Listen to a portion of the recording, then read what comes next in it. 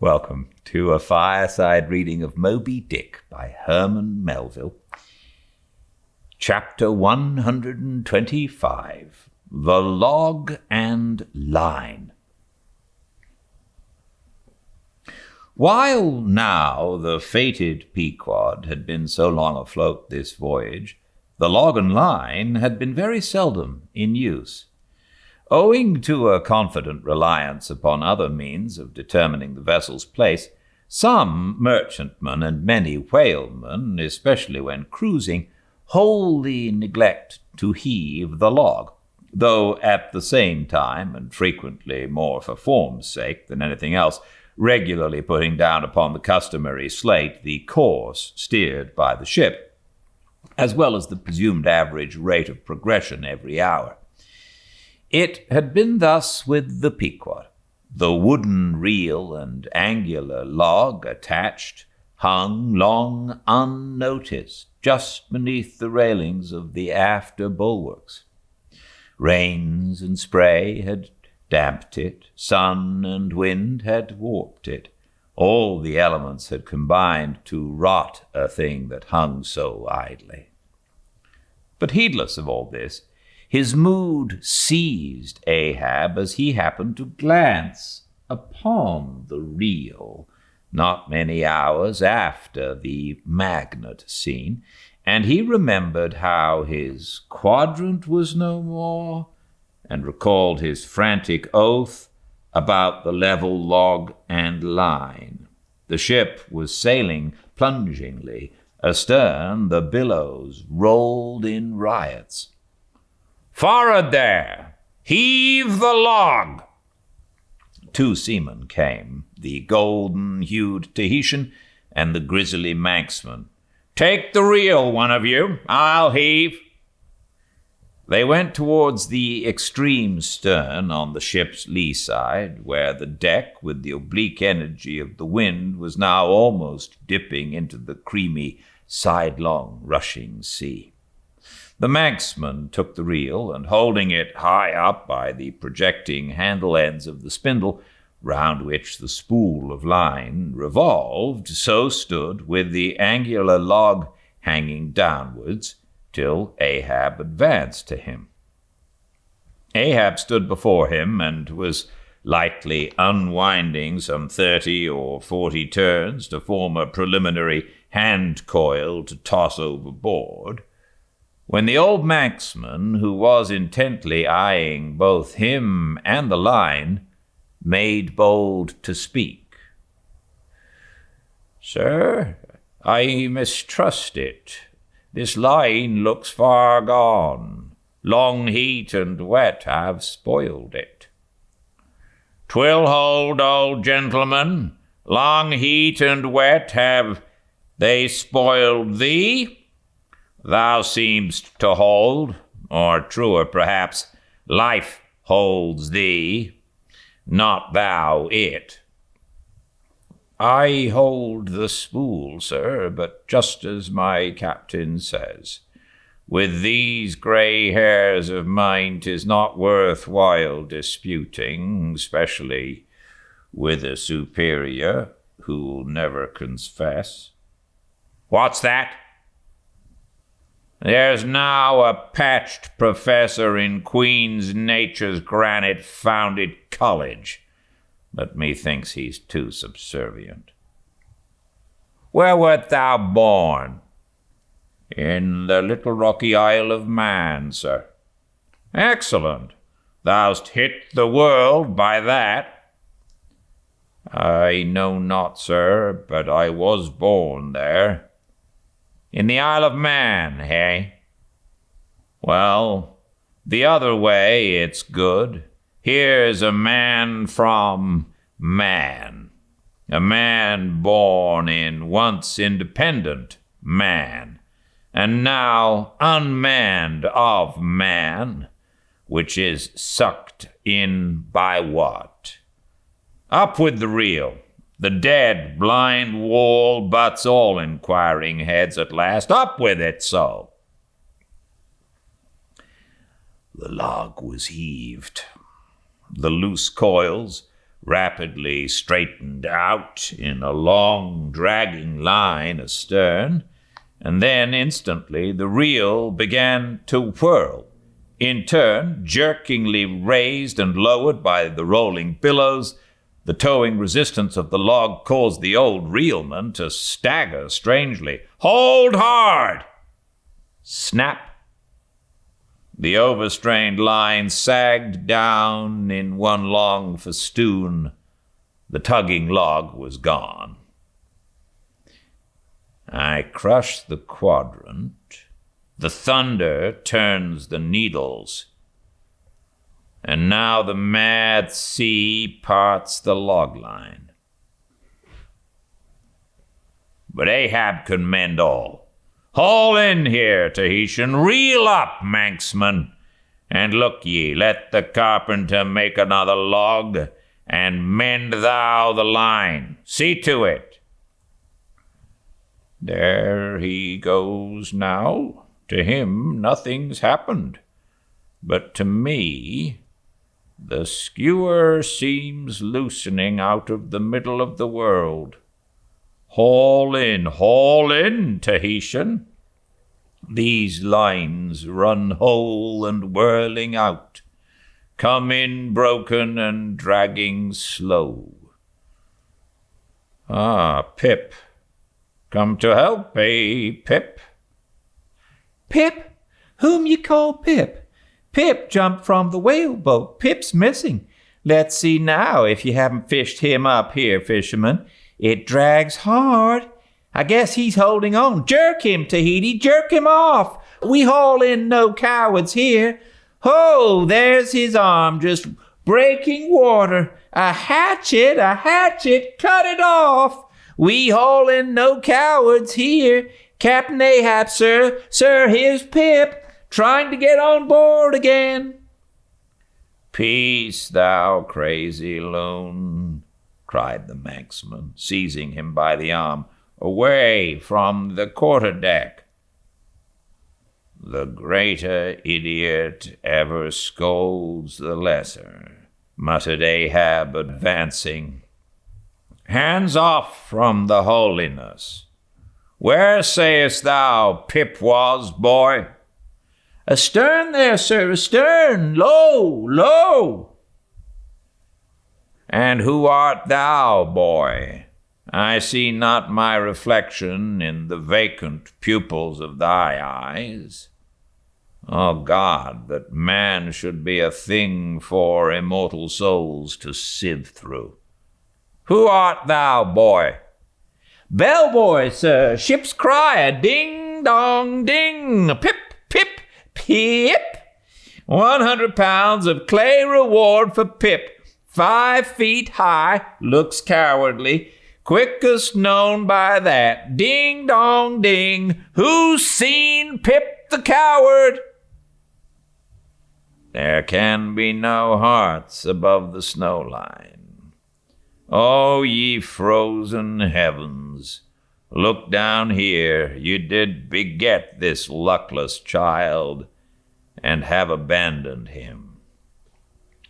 Ye creative libertines, here, boy, Ahab's cabin shall be Pip's home henceforth, while Ahab lives. Thou touchest my innermost center, boy. Thou art tied to me by cords woven of my heartstrings. Come, let's down. "What's this? Here's velvet shark skin."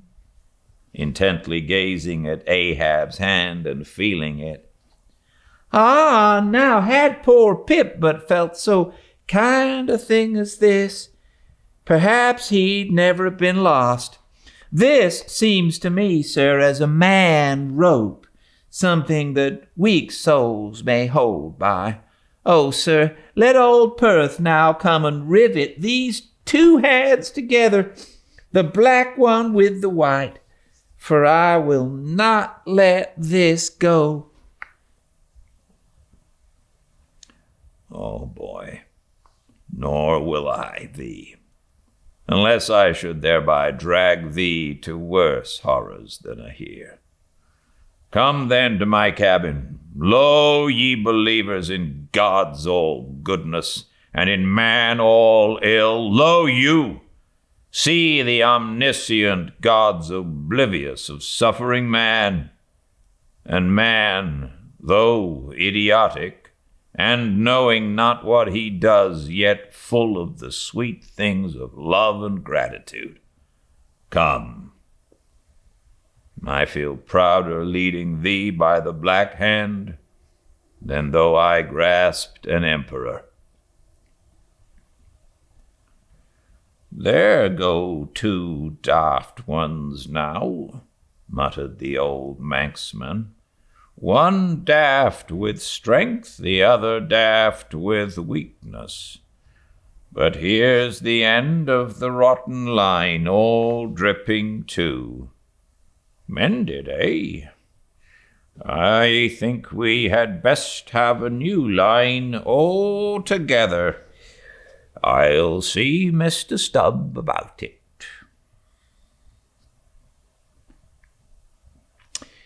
Chapter 126. The Life Buoy. Steering now southeastward by Ahab's leveled steel and her progress solely determined by Ahab's level log and line, the Pequod held on her path towards the equator. Making so long a passage through such unfrequented waters, descrying no ships, and ere long sideways impelled by unvarying trade winds over waves monotonously mild, all these seemed the strange calm things preluding some riotous and desperate scene. At last, when the ship drew near to the outskirts, as it were, of the equatorial fishing ground, and in the deep darkness that goes before the dawn was sailing by a cluster of rocky islets, the watch, then headed by Flask, was startled by a cry so plaintively wild and unearthly, like half-articulated wailings of the ghosts of all Herod's murdered innocents, that one and all they started from their reveries, and for the space of some moments stood or sat or leaned, all transfixedly listening, like the carved Roman slave, while that wild cry remained within hearing. The Christian or civilized part of the crew said it was mermaids, and shuddered. But the pagan harpooneers remained unappalled. Yet the Grey Manxman, the oldest mariner of all, declared that the wild, thrilling sounds that were heard were the voices of newly drowned men in the sea. Below, in his hammock, Ahab did not hear of this till grey dawn, when he came to the deck. It was then recounted to him by Flask, not unaccompanied with hinted dark meanings. He hollowly laughed, and thus explained the wonder. Those rocky islands the ship had passed were the resort of great numbers of seals, and some young seals that had lost their dams, or some dams that had lost their cubs, must have risen nigh the ship and kept company with her, crying and sobbing with their human sort of wail. But this only the more affected some of them, because most mariners cherish a very superstitious feeling about seals, arising not only from their peculiar tones when in distress, but also from the human look of their round heads and semi-intelligent faces, seen peeringly uprising from the water alongside. In the sea, under certain circumstances, Seals have more than once been mistaken for men. But the bodings of the crew were destined to receive a most plausible confirmation in the fate of one of their number that morning. At sunrise, this man went from his hammock to his masthead at the fore, and whether it was that he was not yet half waked from his sleep, for sailors sometimes go aloft in a transition state, whether it was thus with the man, there is no telling now. But be that as it may, he had not been long at his perch when a cry was heard, a cry and a rushing, and looking up, they saw a falling phantom in the air, and looking down, a little tossed heap of white bubbles in the blue of the sea.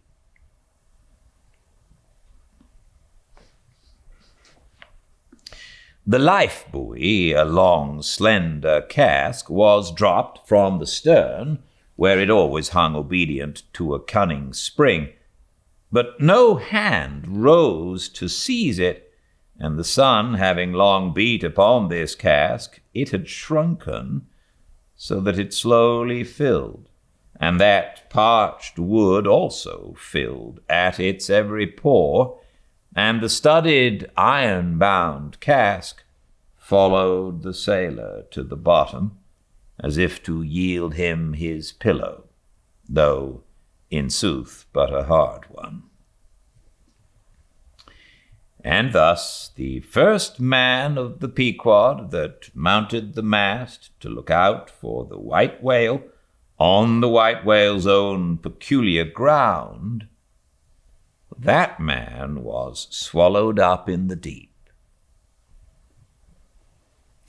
But few, perhaps, thought of that at the time. Indeed, in some sort, they were not grieved at this event, at least as a portent, for they regarded it not as a foreshadowing of evil in the future, but as the fulfillment of an evil already presaged. They declared that now they knew the reason of those wild shrieks they had heard the night before. But again the old Manxman said nay. The lost life buoy was now to be replaced. Starbuck was directed to see to it, but as no cask of sufficient lightness could be found, and as in the feverish eagerness of what seemed the approaching crisis of the voyage, all hands were impatient of any toil but what was directly connected with its final end, whatever that might prove to be, therefore they were going to leave the ship's stern unprovided with a buoy, when by certain strange signs and innuendos Queequeg hinted a hint concerning his coffin.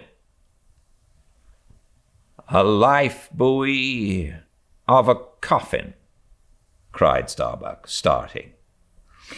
"Rather queer that, I should say," said Stubb.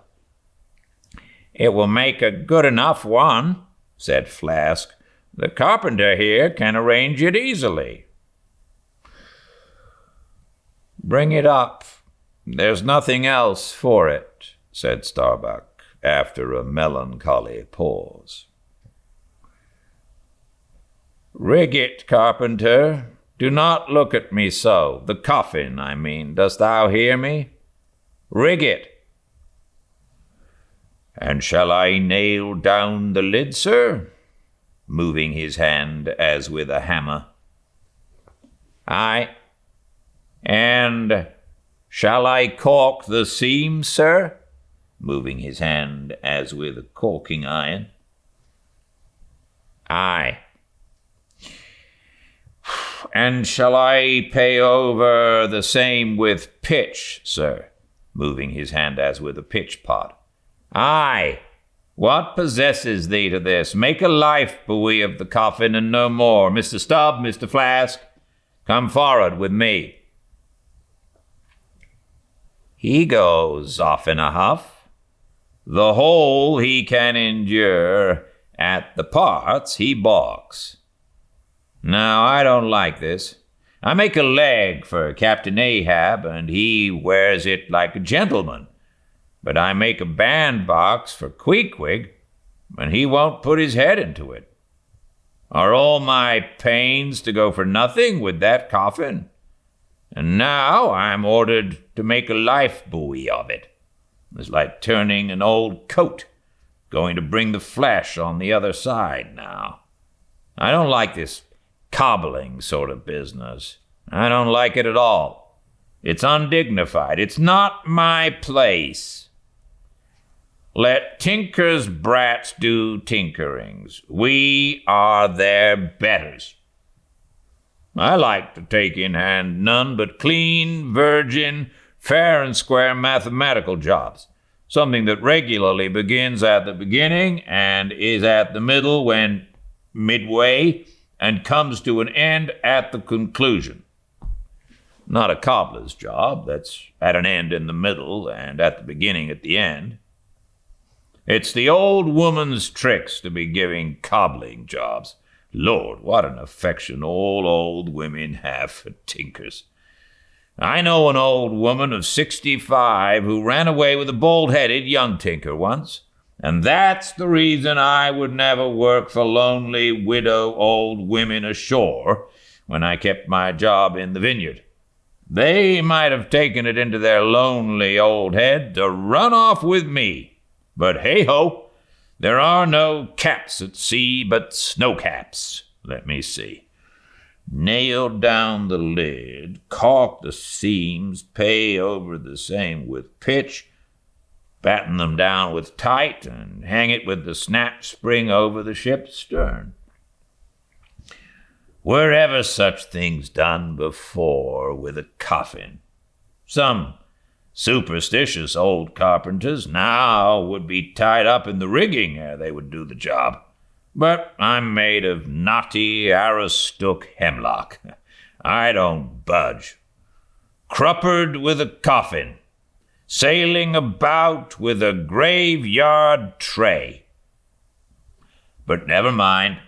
We workers in woods make bridal bedsteads and card tables as well as coffins and hearses. We work by the month or by the job or by the profit, not for us to ask the why and wherefore of our work, unless it be too confounded cobbling. And then we stash it if we can. I'll do the job now, tenderly. I'll have me, let's see, how many in the ship's company all told? But I've forgotten. Anyway, I'll have me 30 separate Turk's-headed lifelines, each 3 feet long, hanging all around the coffin. Then if the hull go down, there'll be 30 lively fellows all fighting for one coffin, a sight not seen very often beneath the sun. Come, hammer, caulking iron, pitch pot, and marling spike. Let's to it.